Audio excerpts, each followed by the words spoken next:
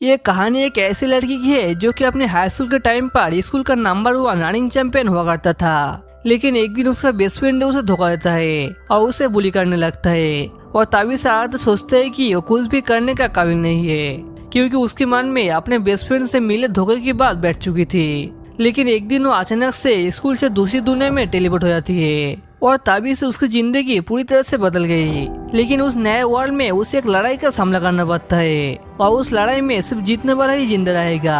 और आरती उस फाइट को जीतकर उस नए वर्ल्ड का नया किंग बन जाता है। तो कहानी के शुरुआत में हम आरती को देखता है, वो अपने बेस्ट फ्रेंड के साथ स्कूल जा रहा था। लेकिन उसका बेस्ट फ्रेंड के साथ और भी स्टूडेंट आरती को बुली करने लगता है। अपने बेस्ट फ्रेंड से बुली होने के बाद से आरती पूरी तरह से टूट चुकी थी। आरती ने जब एक नई दोस्त बनाया और उनके साथ खुश होने लगा था, और तभी वो एक दिन आपने उस नए दोस्त को कुछ बदमाश बच्चे से बात करते हुए सुना। और दोस्त ने कह रहा था, मैं तो कभी भी आरती से दोस्ती नहीं की थी, मैं तो बस आरती का फायदा उठा रहा था। ये सब सुनकर आरती का दिल टूट चुकी थी और वो इसी दिन के बाद वो सोचते है कि वो आज से किसी पर भी भरोसा नहीं करेगा और वो इस खराब और मतलबी दुनिया से दूसरी जगह जाना चाहती है, क्योंकि यहाँ पर सब सिर्फ अपने लिए ही सोचता है। और तभी हम एक दूसरी दुनिया में आरती जैसी नाम का एक और लड़के को देखता है जो कि अपने घर से भाग रहा था, पर उसकी बुरी दादी उसे दूर न जाकर अपने किस्मत को एक्सेप्ट करने के लिए बोलता है।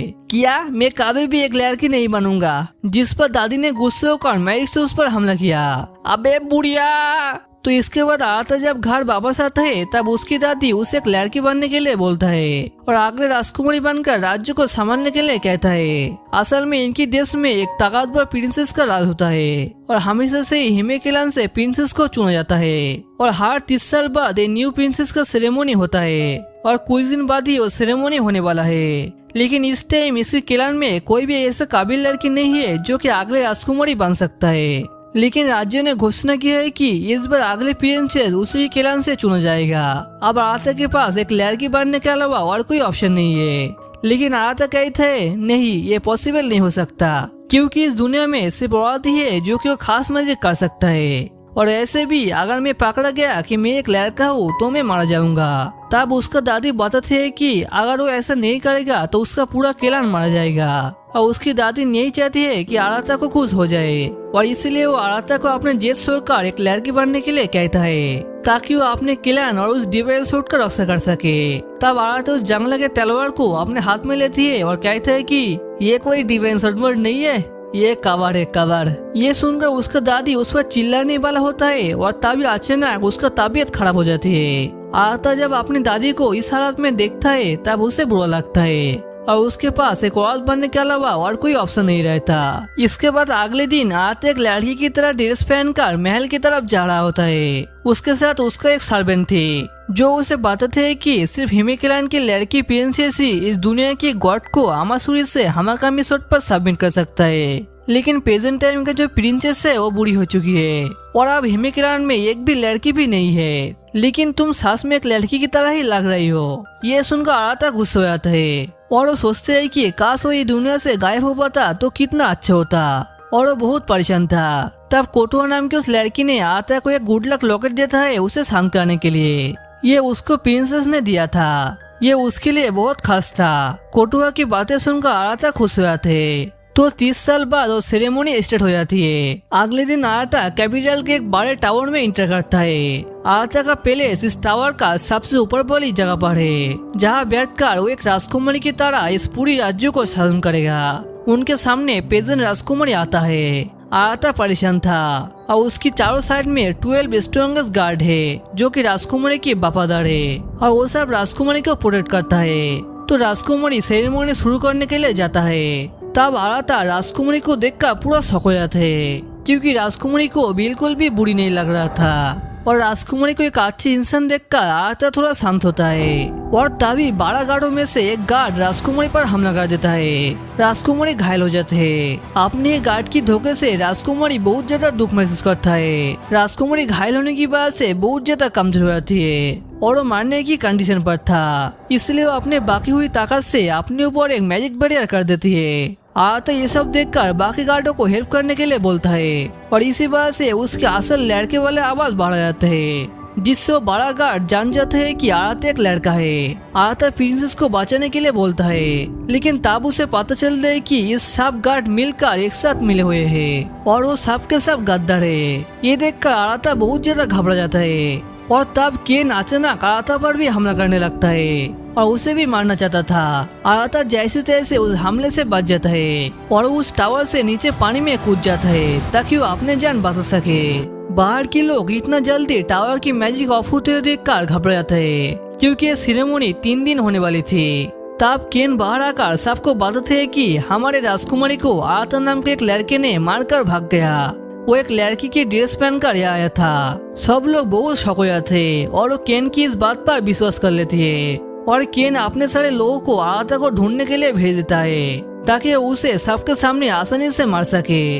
आराता बिना कपड़ों के भागते हुए एक जंगल में चला जाता है जो कि इस जगह के सबसे खतरनाक जंगल कांटो फॉरेस्ट है। लोगों को मानना है कि जो भी एक बार इस जंगल में जाता है वो और कभी भी वापस नहीं आता। लेकिन आराता तो सिर्फ उस बड़ा धोखेबाज के बारे में सोच रहा होती है और तभी एक आवाज होती है। आराता डर जाता है और तभी कार से एक अजीब मैजिक आता है और वो मैजिक दुनिया वाला आराता और सिंपल दुनिया वाला आराता आपस में स्विच हो जाता है।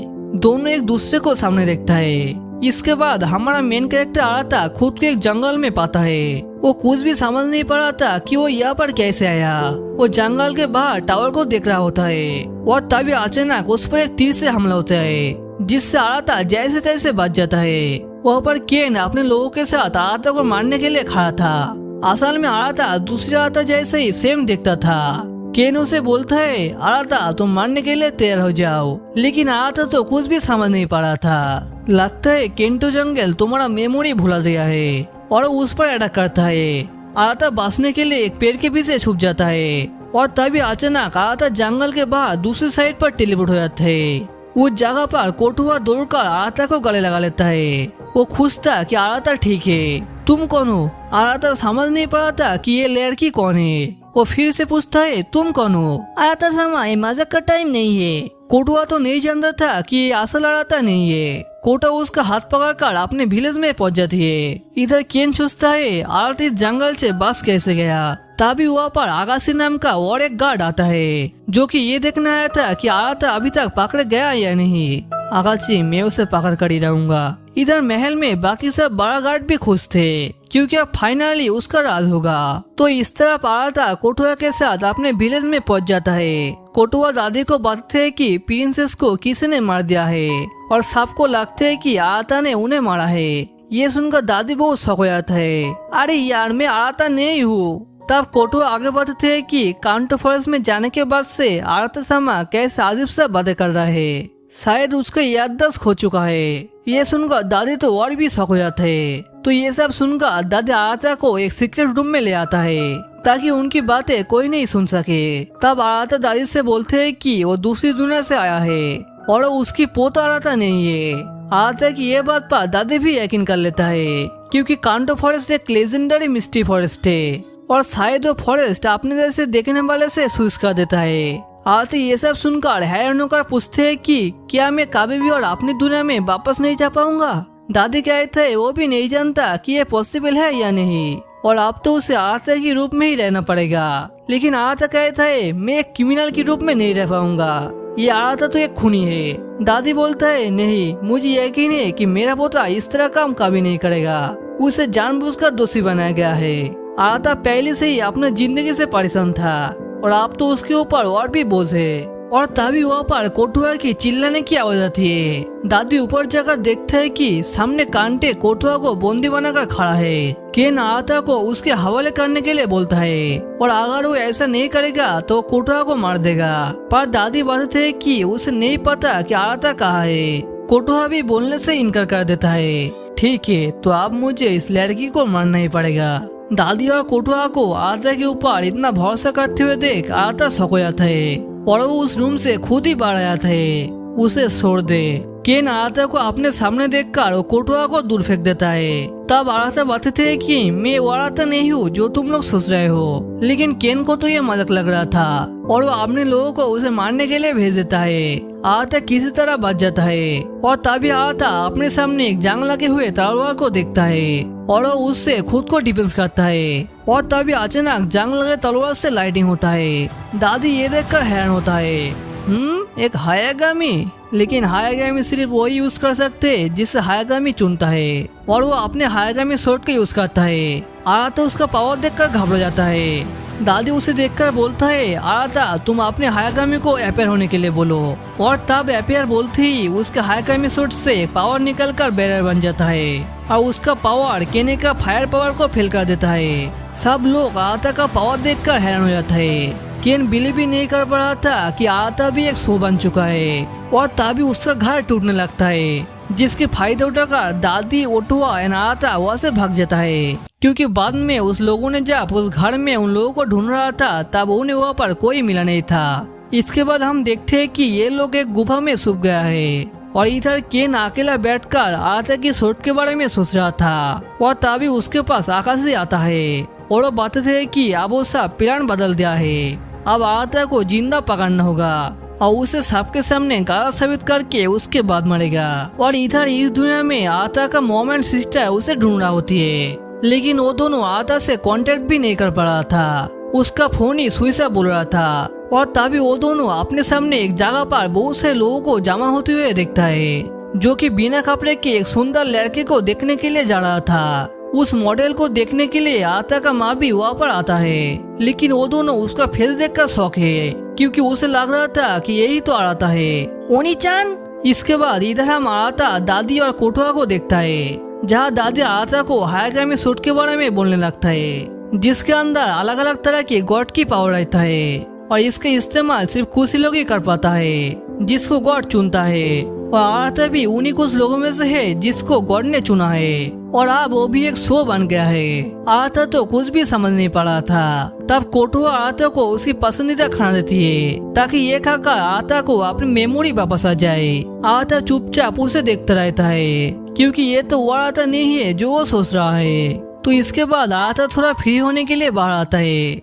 तब कुछ देर बाद ओटुआ भी खाना लेकर उसके पास आता है। वो उसे तसल्ली देते हुए कहते हैं कि तुम चिंता मत करो, तुम्हारी याददाश्त जरूर वापस आएगा। आराता कोटुआ को समझने की कोशिश करते हैं कि वो इस दुनिया से नहीं है, वो तो जापान नाम की एक अलग दुनिया से आया है। लेकिन कोटुआ उसकी बात सुनकर हंसने लगता है। तब आराता को कुछ और बोलने से पहले ही वो उसे गले लगा लेता है। आराता शर्मा जाता है। तब कोटुआ नोटिस करते हैं कि आराता के गले में वो लॉकेट नहीं है जो कि वो पहले आराता को दिया था। उसे लगता है कि आराता का वो लॉकेट शायद भागने के टाइम खो दिया है, इसलिए वो अपना लास्ट लॉकेट उसे देती है। आराता सामा, इसके बाद मेरे पास और नहीं है, तुम इसका ख्याल रखना। वो लोग बातें कर रहे थे तभी पीछे से काने आ जाता है। वो दादी को होस्टेस की तरफ ले लिया था। काने आराता को सरेंडर करने के लिए बोलता है और उसका हायागामी शॉट को उसे देने के लिए बोलता है, पर दादी आराता को उसका शॉट देने के लिए मना करता है, इसलिए वो भी मना कर देता है, जिस वजह से आराता को पकड़ लिया जाता है।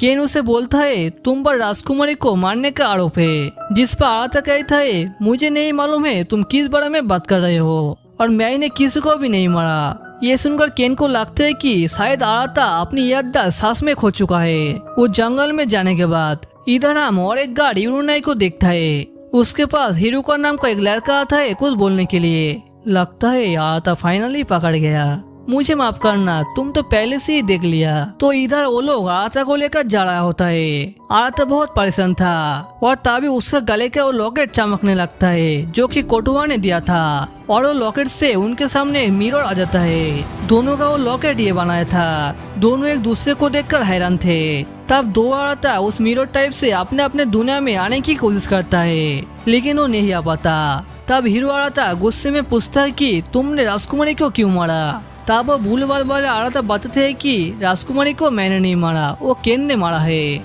और इसमें वो पूरा 12 गार्ड भी शामिल है। वो सब गार्ड एक साथ राजकुमारी को धोखा दिया। ये सब सुनकर हीरो आराता पूरा शौक हो जाता है। तब बुलो आराता उससे पूछते हैं कि कोटुआ दादी कैसा है, जिस पर आराता उसे बताते हैं कि वो दोनों ठीक है और वो एक सोना किया बन गया है। ये सुनकर बुलो आराता शौक हो जाते हैं और खुश भी होता है और वो आराता को उन दोनों को ख्याल रखने के लिए बोलता है। और तभी आराता का माँ उसे डांटता है। पोर्टल बंद हो जाती है। वो दोनों प्रॉमिस करते हैं कि वो सभी चीजों को पहले जैसा कर देंगे। आराता, क्या तुम किसी से बात कर रहे थे?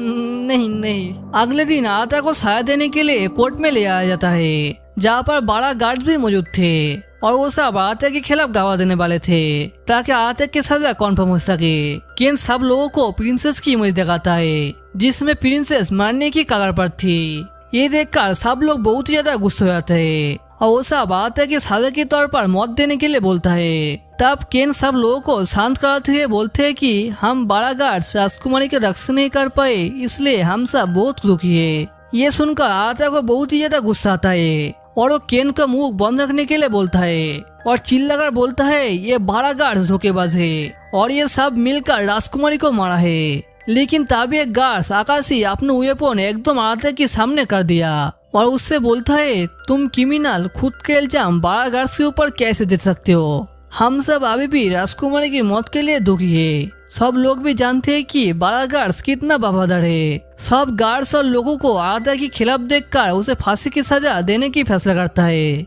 लेकिन तभी केन बीच में बोलते हैं कि उसे अभी फांसी की सजा ना देने के लिए, क्योंकि उसके इतना घटिया काम के लिए इतना आसान मौत काफी नहीं है। उसे गाटुआ जेल में ले जाने लगता है। गाटुआ जेल जिसका नाम सुनते ही सब लोग डर जाता है। असल में केन आराध्या की अचानक चेंज होने की राज जानना चाहती थी, क्योंकि उसके पास वो खास हायागामी सोर्ड है। तो इसके बाद आराध्या को जब गायाटामी जेल में ले जाया लगता है तभी कुछ गार्ड ओटुआ का भी यहाँ ले आता है। वो गार्ड उसे भी आराध्या के साथ बंद कर देता है, क्योंकि ओटुआ जबरदस्ती आराध्या के साथ जाना चाहता था। असल में कोटुआ अपने पास वो सोर्ड छुपा रखा था और उस सोर्ड को कोटुआ को देता है ताकि वो इसकी इस्तेमाल कर सके।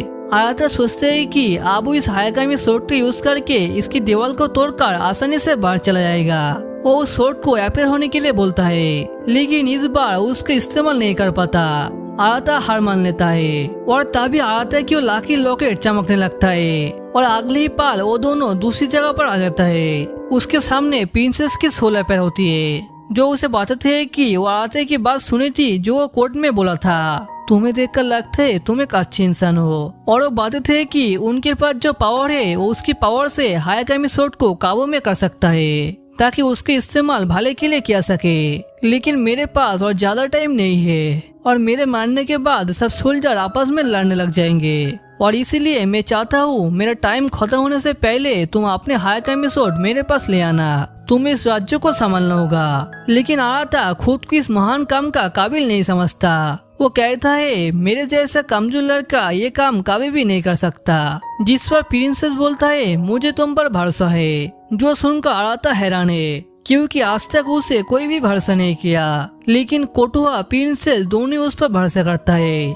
तो इसके बाद वो दोनों फिर से कार के अंदर आ जाता है। कोटुआ आराध्या को बताती है मुझे भी तुम पर भरोसा है और है तुम ये सोर्ड दूसरे शो की तरह ही अपने बॉडी में रख सकते हो। सारी शो अपने बॉडी में सोर्ड को रखता है और उसे अपने हाथों में रख लेती है। तभी वो लोग देखते हैं कि उसके जहाज वो खतरनाक गायोटेमी जेल पर आ चुका है। गार्ड्स उन दोनों को बहुत सारे क्रिमिनल के बीच में छोड़कर लॉक कर देता है। उन सब क्रिमिनल्स उन दोनों को ऐसे देख रहा था जैसे कि वो उसे जिंदा खा जाएगा, क्योंकि आराध्या ने प्रिंसेस को मारा है इसलिए सब क्रिमिनल्स आराध्या को मारना चाहता था। और तभी वहाँ पर 2 और लड़का आता है जो आराध्या को उसके सारे सामान देने के लिए बोलता है। और तभी वो लड़का आराध्या के पीछे क्यूट लड़की देखकर शौक हो जाता है और तभी वहाँ पर सारी जेल कांपने लगता है। सारी कैदी इधर उधर भागने लगता है। सब बोलते हैं कि टॉर्चर फिर से शुरू हो गया। यहाँ पर हर दिन ऐसे ही टॉर्चर होती है और आराध्या के सामने से ही 2 लोग गायब हो जाते हैं, जो देखकर आराध्या पूरा शौक था। तो आराध्या की अपने सोर्ड का यूज करके यहाँ से बाहर जा पाएगा, ये देखने के लिए कमेंट्स में पार्ट 2 लिख दीजिए। तो आज का वीडियो यही तक। अगले वीडियो के लिए प्लीज लाइक और सब्सक्राइब कर देना। बाय बाय दोस्तों।